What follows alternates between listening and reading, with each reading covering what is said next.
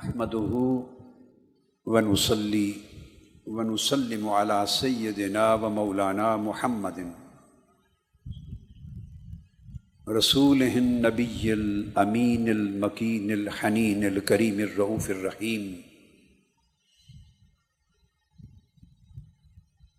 وعلى آله الطيبين الطاهرين المطهرين وصحبه الكرام المتقين المخلصين المكرمين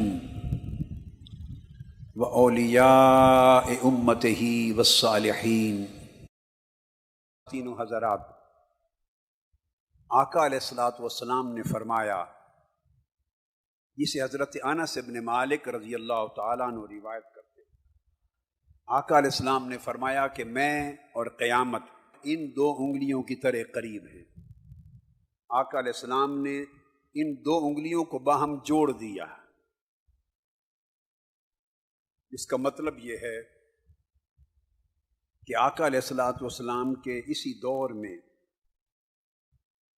قرب قیامت کے آثار نمودار ہونے لگ جائیں۔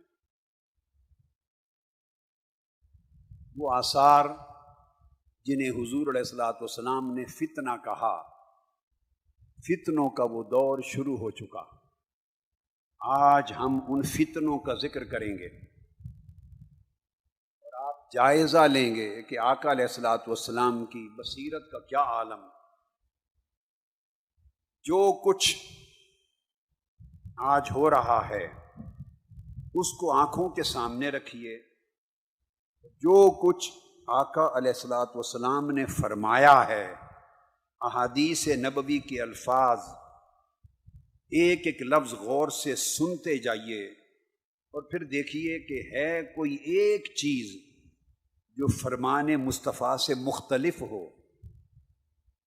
جس کی آقا علیہ السلام نے پیشگی خبر نہ دے دی ہو۔ آج رات ان فتنوں کا ذکر ہوگا،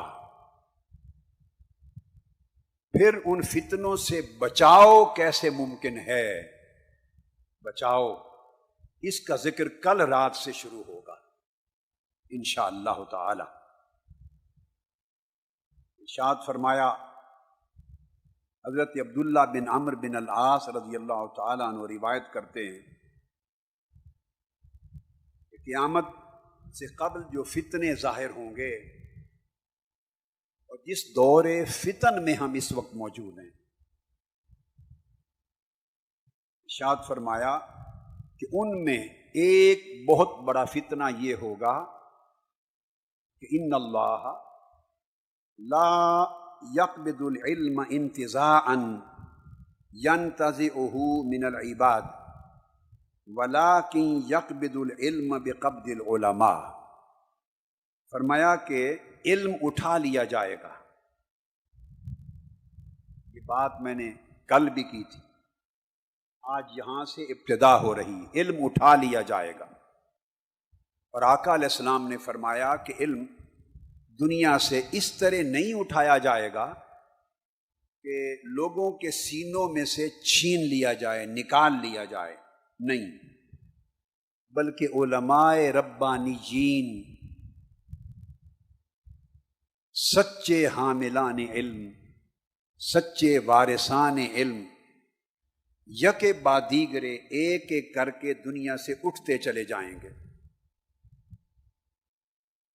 جب علم محمدی کے سچے وارث یکے بعد دیگرے دنیا سے اٹھتے چلے جائیں گے تو اس طرح گویا ان علماء ربانیین کے دنیا سے اٹھ جانے سے علم بھی اٹھ جائے گا، علم حق اٹھ جائے گا۔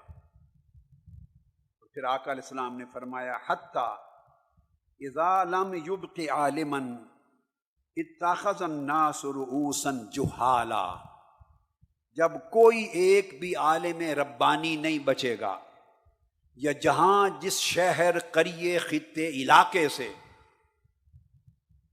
عالم حق اٹھ جائے گا، وہاں لوگ جاہلوں کو جو علم حق سے خالی ہیں اور اس کے صحیح وارث و حامل نہیں، انہیں اپنا سربراہ، سردار، بنا لیں گے، فسئلوا پھر ان سے دین کے سوال کرنے لگ جائیں گے، فافتوا بغیر علم اور وہ علم حق کے بغیر فتوے دیں گے، فضلوا واضلوا وہ خود بھی گمراہ ہوں گے اور لوگوں کو بھی گمراہ کریں گے۔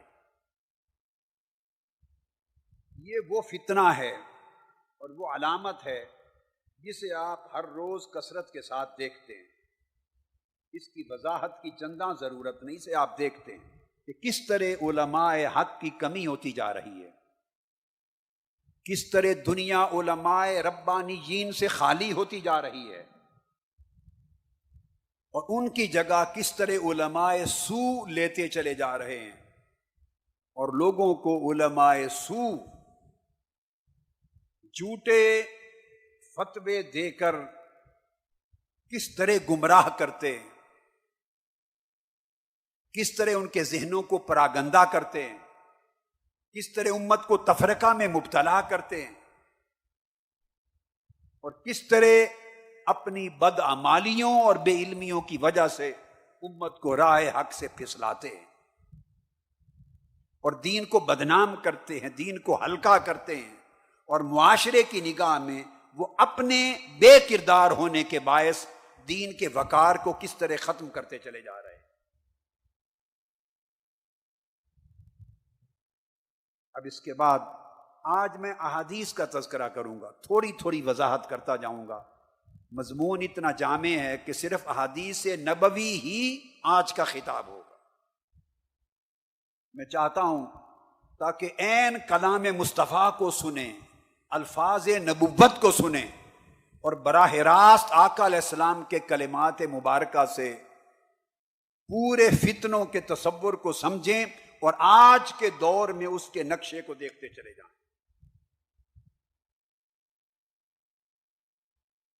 حضرت انس رضی اللہ تعالیٰ عنہ مزید روایت کرتے ہیں کہ فتنوں میں سے ایک فتنہ یہ ہوگا کہ ایک زمانہ آئے گا کہ پورا دور اخلاقی برائیوں سے بھر جائے گا۔ فرمایا ان من اشراط الساعہ ان یرفع العلم، ان علامتوں میں سے جن کو فتنہ قرار دیا جا رہا ہے، ایک یہ ہے کہ علم اٹھا لیا جائے گا، وَيَكْثُرَ الْجَهْلُ، اور جہالت چھا جائے گی، ہر طرف جہالت ہوگی، علم اور فہم کم ہو جائے گا، شعور اور آگہی کم ہو جائے گی، دانش عقل اور بصیرت کم ہو جائے گی، اور لوگوں کو عقل اور دانش کی بات سمجھ بھی نہیں آئے گی، چونکہ جہالت بیچنے والے بہت ہوں گے، جھوٹ کا سودا دینے والے بہت ہوں گے، گمراہی پھیلانے والے بہت ہوں گے، ٹی وی پر بھی، میڈیا پر بھی، اخبارات میں بھی، ممبروں پر بھی، مساجد پر بھی، سیاست میں بھی، مذہب میں بھی، معاشرے میں بھی، وہ لوگ جو گمراہی پھیلا رہے ہوں گے، جہالت پھیلا رہے ہوں گے، لوگوں میں بے شعوری پھیلا رہے ہوں گے، ان کی کثرت ہو جائے گی، اور حق کی بات اور صحیح شعور کی بات کرنے والے کم ہوں گے، تو ان کی بات اتنی نہیں سنی جائے گی۔ فرمایا جہل کثرت کے ساتھ پھیل جائے گی، وَيَكْثُرَ الزِّنَا، بدکاری معاشرے میں عام ہو جائے گی، وَيَكْثُرَ شُرْبُ الْخَمْرِ، شراب کا پینا عام ہو جائے گا، وَيَقِلَّ الرِّجَالُ وَيَكْثُرَ النِّسَاء، لوگوں کے گھر بیٹیاں زیادہ پیدا ہوں گی، بیٹے کم پیدا ہوں گے مقابلتاً۔ آقا علیہ الصلوۃ والسلام گن گن کے دور فتن کے آثار و احوال کا بیان فرما رہے ہیں،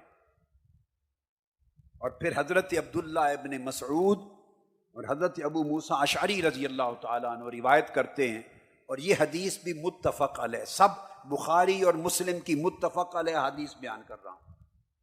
دونوں نے فرمایا کہ آقا علیہ السلام نے فرمایا کہ آخری زمانہ آئے گا، جہالت اترے گی اور چھا جائے گی پورے زمانے میں۔ آپ اپنے معاشرے کے حالات کا جائزہ لے لیں کہ لوگوں میں اچھے برے کی تمیز نہیں رہی، ڈاکو چور اور امانت دار محافظ، اس کا امتیاز ختم ہو گیا ہے۔ جو لوگ ان کو لوٹتے ہیں، ان کا مال حرام کے طور پہ کھاتے ہیں، جو خیانت کرتے ہیں، قوم کا خزانہ ڈاکوؤں کی طرح لوٹتے ہیں، 5 سال ان کو گالیاں دیتے ہیں، پھر انہی کو ووٹ دیتے ہیں۔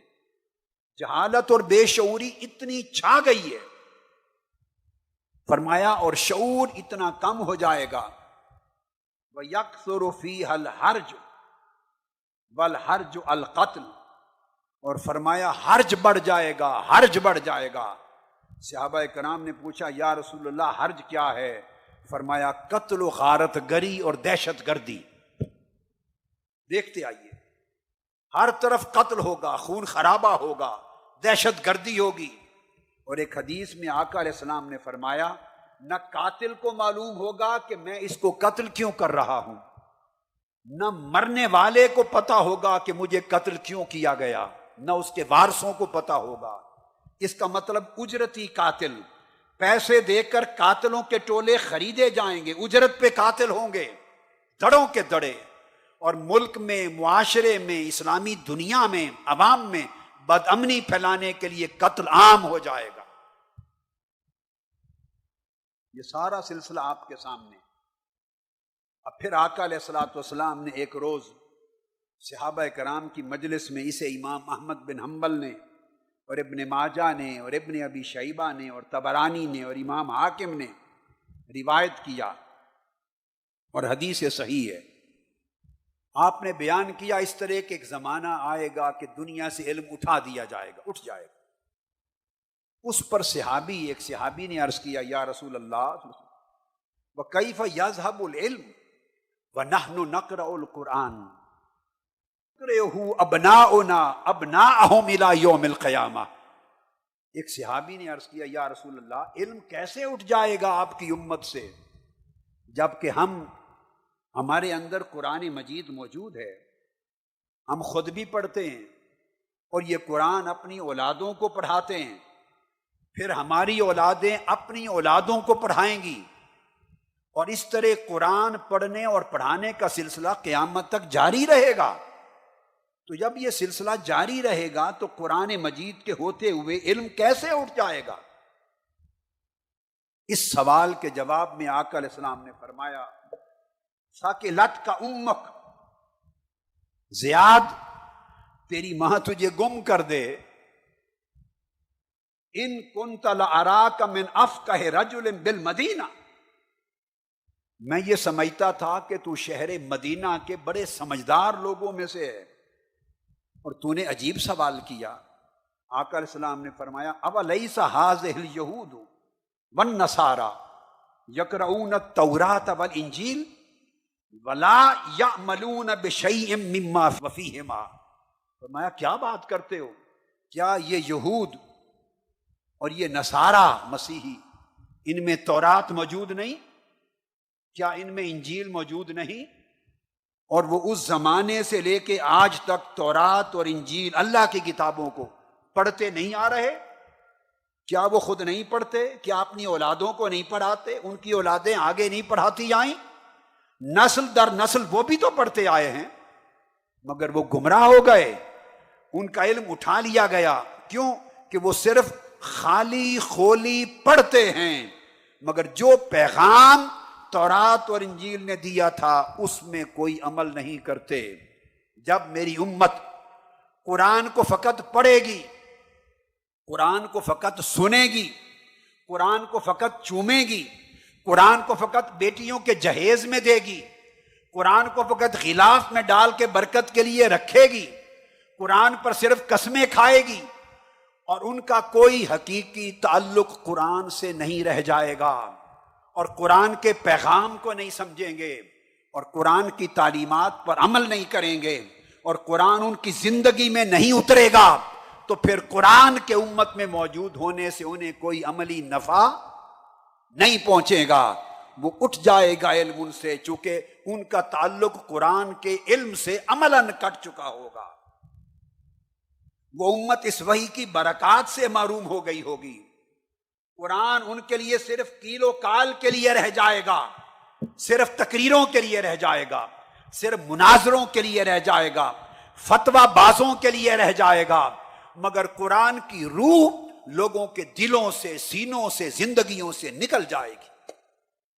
بولیے کیا آج ہم اس مقام تک نہیں پہنچ گئے؟ اونچا بولیے نا، پہنچ گئے۔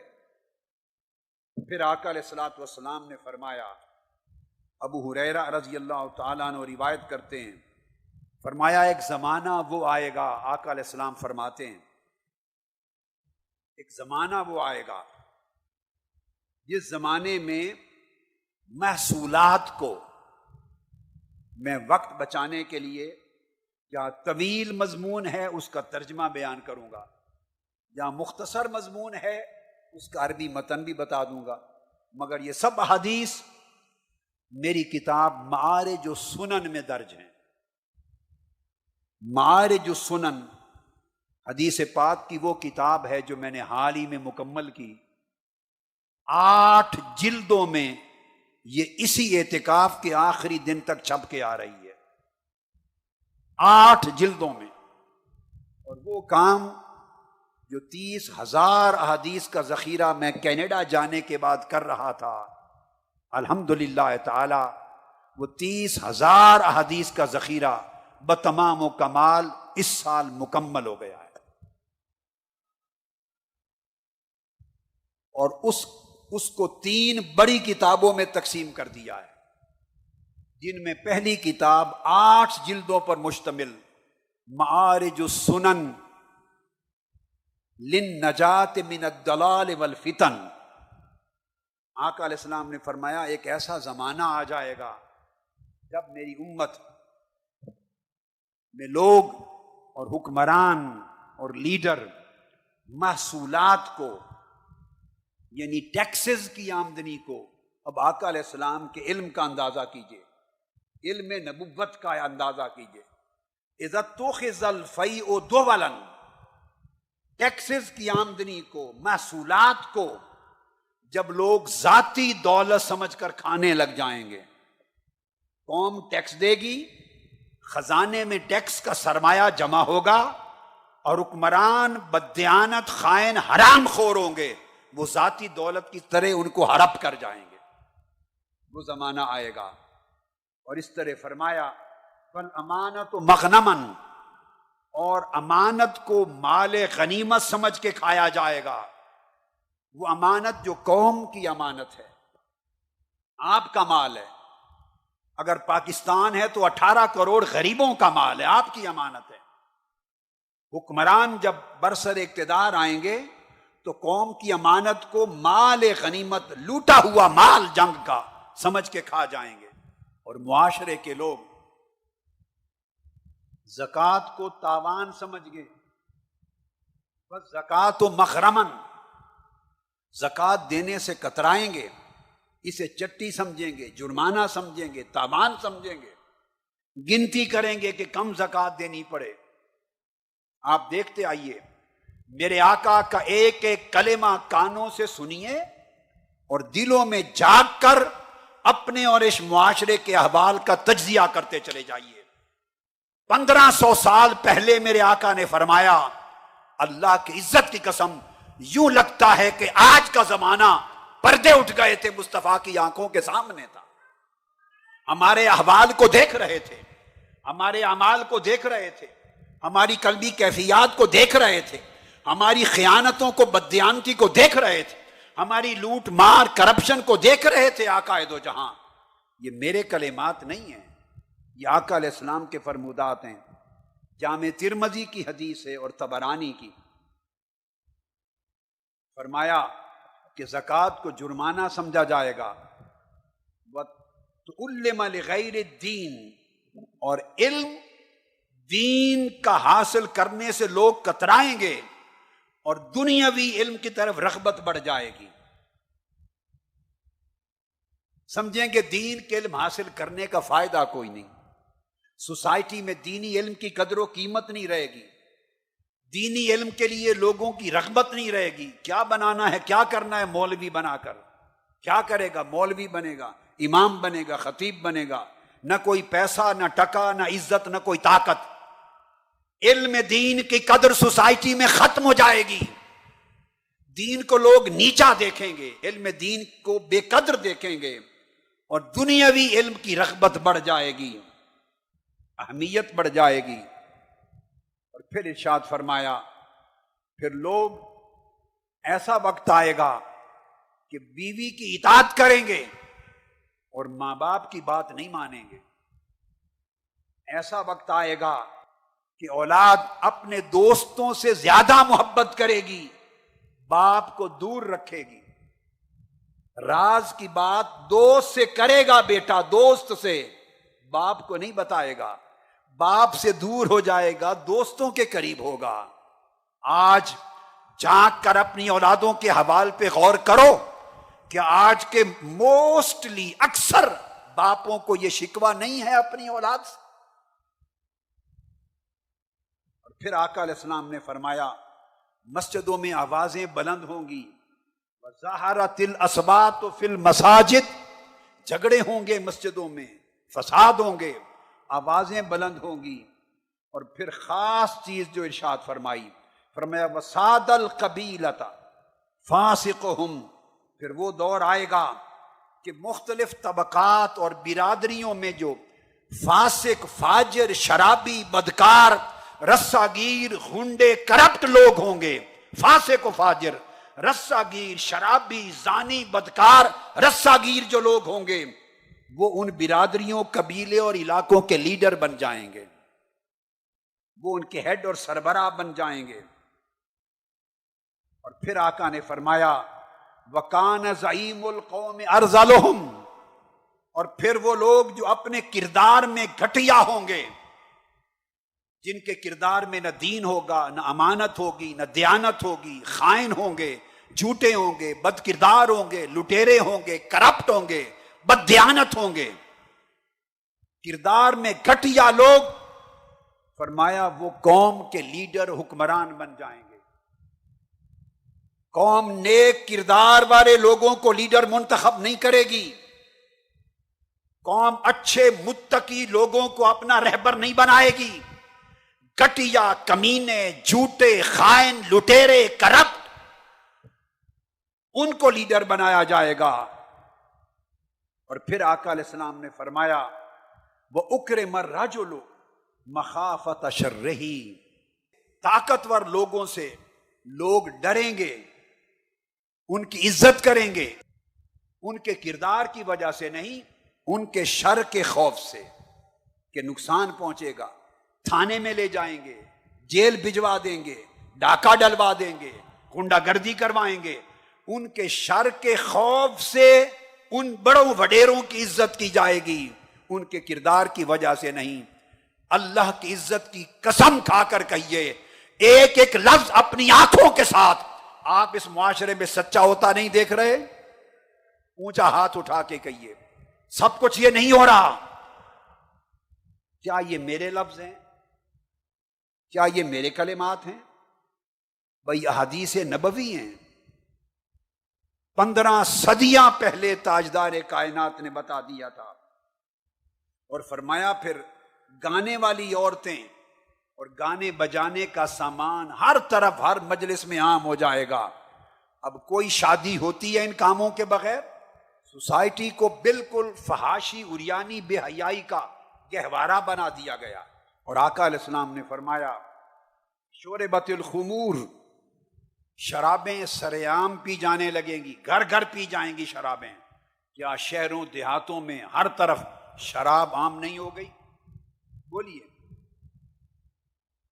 یہ سب کچھ کیسے ہے کہ جب قوم کے لیڈر ایسے ہوں گے تو پھر نیچے تک پوری قوم اخلاقی طور پہ برباد ہو جائے گی۔ ان برائیوں کو جب روکنے والا کوئی نہیں رہے گا جس کے پاس طاقت ہے، تو یہ برائیاں اس معاشرے کا نظام بن جائیں گی۔ تو آقا علیہ السلام نے فرمایا جب ایسا زمانہ آ جائے تو انتظار کرو، طرح طرح کے آسمانی عذاب لگاتار اس قوم پر اتریں گے، اور یہ نشانیاں یکے بعد دیگرے ظاہر ہوں گی۔ جس طرح کسی ہار کا دھاگا ٹوٹ جائے تو گرتے ہوئے موتیوں کا تانتا بند جاتا ہے، اس طرح اللہ کے عذاب اس سوسائٹی پر یکے بعد دیگرے اترنے لگ جائیں گے۔ اس قوم پر عذاب یکے بعد دیگرے اتر رہے ہیں۔ پھر آقا علیہ السلام نے فرمایا، حضرت ابو موسیٰ اشعری رضی اللہ تعالیٰ عنہ روایت کرتے ہیں، فرمایا آخری زمانے میں وقت آئے گا حتیٰ یجعل کتاب اللہ آرا، کہ اللہ کی کتاب قرآن کا ذکر کرنا، اس کا علم، اس کی دعوت، اس کی تبلیغ، اس کا درس، اس کی مجلس، اس پر عمل، اس کو لوگ باعث عار سمجھیں گے۔ وَيَكُونَ الْإِسْلَامُ غَرِيبًا، اور مسلمان ملکوں میں اسلام اجنبی نظر آئے گا۔ مسلمان سوسائٹیز میں اسلام اجنبی نظر آئے گا۔ اور پھر فرمایا علم کم گھٹتا چلا جائے گا۔ وَيُنْقَصُ الثَّمَرَاتِ، اور پھر یہ جو برکتیں ہیں غلہ میں، ثمرات میں، ان میں بے برکتی ہو جائے گی۔ وَيُؤْتَمَنُ التُّهَمَا، اور جو لوگ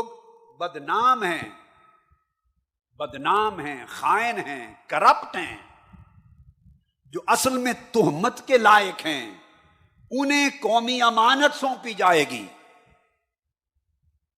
التہما، جو کرپٹ ہیں، جو آرٹیکل 62 پہ پورے نہیں اترتے، جو آرٹیکل 63 پہ پورے نہیں اترتے، جنہیں ہمارا آئین کہتا ہے خائن ہے، بددیانت ہیں، چور ہیں، لٹیرے ہیں، ڈاکو ہیں، ملک کی اقتدار، حکومت اور شرافت کی امانت ان کو دی جائے گی۔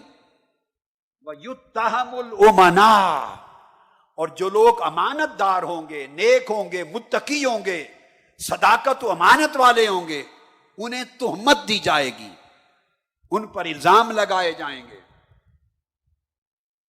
وَيُصَدَّقُ الْكَاذِبُ وَيُكَذَّبُ الصَّادِقُ، جو جھوٹے ہیں انہیں سچا قرار دیا جائے گا۔ پیسے کا کھیل ہے، جھوٹوں کو سچا بنا کر کروڑوں انسانوں کے سامنے دکھایا جا رہا ہے۔ وَيُكَذَّبُ الصَّادِقُ، اور جو سچے ہیں انہیں جھوٹا بنا کے دکھایا جائے گا۔ آقا نے فرمایا یہ زمانہ آئے گا اور قتل و غارت گری عام ہو جائے گی۔ وَيَكْثُرُ الْحَرْجُ، قالوا ما الحرج یا رسول اللہ، حرج کیا ہے؟ فرمایا القتل القتل، ہر طرف قتل ہی قتل، خون بہانا، دہشت گردی عام ہو جائے گی اس دور میں۔ اور آقا علیہ السلام نے فرمایا پھر نافرمانی، سرکشی، حسد، بخیلی، یہ سب کچھ عام ہو جائے گا۔